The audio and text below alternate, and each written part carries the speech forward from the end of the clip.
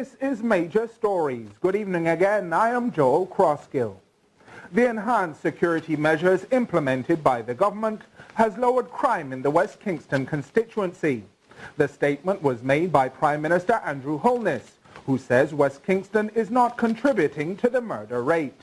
Khadija Thomas tells us more in this report. Prime Minister Andrew Holness confident that the zone of special operations is working and bringing about effective results. Speaking recently at a West Kingston meeting, the Prime Minister made the announcement that crime levels have significantly dropped. The interventions that we have put in place, particularly for Denham Town, the security measures have worked. Crime is way down, not just in Denham Town where we have the zones of special operation, but the entire constituency of Western Kingston. And I don't like to talk too much, let me knock on wood. Crime is down. In the past, West Kingston was marred by crime, particularly gun violence.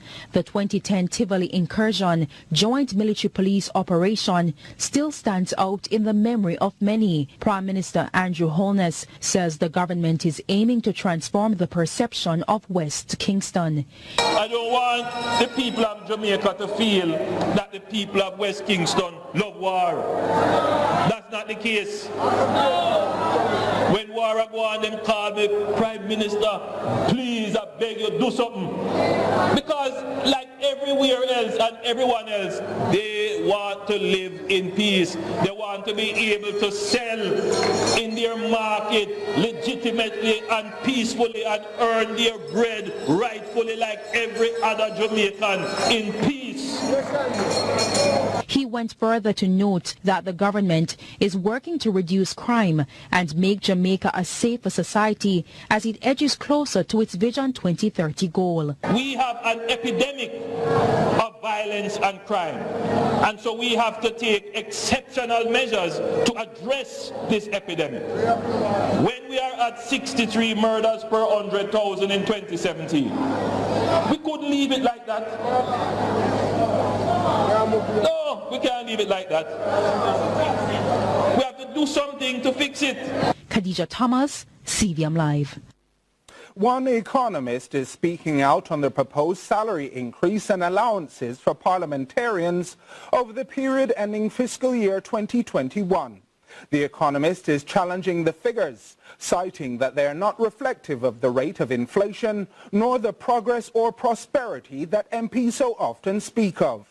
Jamaica Maitland reports. Mr. Hyman argues that at this point in time, the MPs are adequately compensated for their duties. Details of the revision of salaries for parliamentarians prepared by the Ministry of Finance and the Public Service was released. The figures represented the period for the fiscal years 2017 through to 2021. Ministers get 6.6 million, including Minister of Finance. The Speaker of the House gets over $6 million, and members of Parliament 3.9 million. We believe that that is adequate at this particular point in time, given the struggle that the majority of the working people in the country are under. In addition to salary, the members of Parliament receive allowances for housing, transportation, telephone services, constituency expenses, constituency travel, and a subsistence fee. The figures vary for government officials and MPs. Mr. Hyman argued that like the public sector workers who are forced to work in sometimes hostile environment and receive a salary that is arguably less than desirable, then so too should the parliamentarians manage their resources. He said the public sector workers signed contracts for a 16% increase for the same period in light of the 4 to 6% inflation rate. But the economist argued that this is far less equitable compared to what the MPs are receiving. We believe that that's adequate compensation in order to help them to manage the current rates of inflation. We do not believe that they should be compensated in order to deal with the inflation rate, just like the public sector workers, just like how they have to work with the current price increases or the current rate of inflation, given the meager salaries that they're getting. We believe that our political leaders are adequately compensated at this particular point in time. He says it is morally wrong for the MPs to receive more money when there is not enough to finance public health, education, crime, and solid waste management. He argued that until the parliamentarians improve their performance, only then should a salary increase be considered. We believe that we should see faster economic growth, reduction in criminality, particularly the murder rate, greater levels of social inclusion, greater levels of exports, and an improvement in the quality of life of the majority of our people before our political leaders can justify a salary increase. Jamila Maitland for CVM Live. A video circulating online of the valedictorian speech at the Edna Manley College has sparked mixed reactions from the public, but it has also rehashed the conversation of the Jamaican language. Robian Williams has more in this report. I am honored to be the valedictorian of the graduating class of 2019. Congratulations. You all did it. Big up on yourself.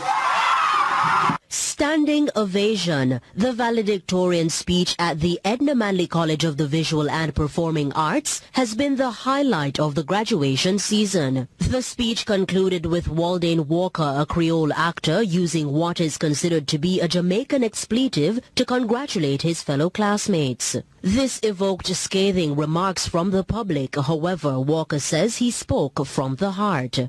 When I wrote that speech, it came from the deepest place of my heart because of my 4 years of experience here at Edna Manley. People don't understand the journey and they don't know what it takes to be an Edna Manley student. We don't only read for this degree, but we bleed for this degree. The Creole actor says he wants the Jamaican language to be seen as sacred and not as profanity. This society, it keeps appropriating the wrong things, one, and two, it keeps allowing other countries and other people to come in and dictate how we should live. The colonizers came here and they dictated how we should live, and my ancestors take lick, take debt, everything thrown out a slave ship, and they created this language for me and for you. So why should I be dishonoring my ancestors and not using it? CVM Live spoke with a representative from the college who told us that they do not have a prepared statement or comment on the situation. However, Waldane was chosen as the valedictorian because he served the institution well and applied himself to the art form. When they tell us, say, you extra, you will tell them, yes, me extra. I am extraordinary beyond every comparable belief. Robian Williams for CVM Live. The Jamaica Teachers Association is pushing for greater focus on matters affecting educators in the island. President Owen Speed says these concerns must be addressed immediately before they worsen. He was speaking at the JTA Education Symposium on Leading Academic Change, the Power of Instructional Planning. Khadija Thomas tells us more in this report. More issues to be addressed in the education sector. That's the word from the president of the Jamaica Teachers Association, Owen Speed, who believes that the education ministry must act in enforcing change for teachers and students. One of these issues include educators having to write a lesson plan on a weekly basis.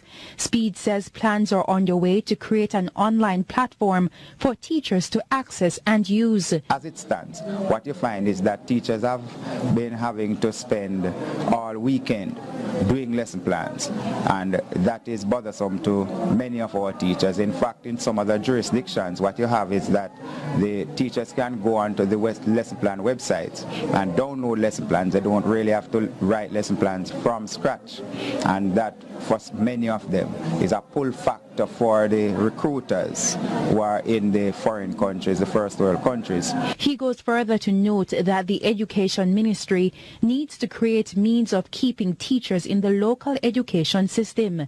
He suggests that they be better compensated. When the other workers in other fields, when they work for a year, they're almost begged to go off on leave. But when our teachers apply for leave, we are finding that in many instances the leave is denied.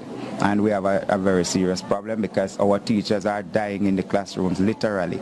Almost every weekend we are burying a teacher, or sometimes two on a day.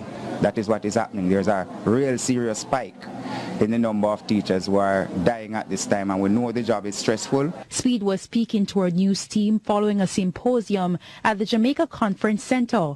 According to him, once these issues are addressed, there can be transformation in the education sector. Khadija Thomas, CVM Live. There is a race to the bottom of the ocean, and the wealth of mineral resources it contains, as the newest frontier of mining is being prepared scientifically, legally and economically on the 25th anniversary of the International Seabed Authority. The details in this report. Jamaica played host to the International Seabed Authority with the final event of its 25th anniversary commemorations, with an international conference on the legal, scientific and economic aspects of deep seabed mining. Minister of Foreign Affairs and Foreign Trade Kamina Johnson-Smith, who had been elected as the president of the 25th session of the Assembly of the International Seabed Authority, ISA, urged participants to redouble their efforts in safeguarding marine resources. As the authority looks ahead to the next 25 years, we must carefully and urgently prepare to mine the resources of the area.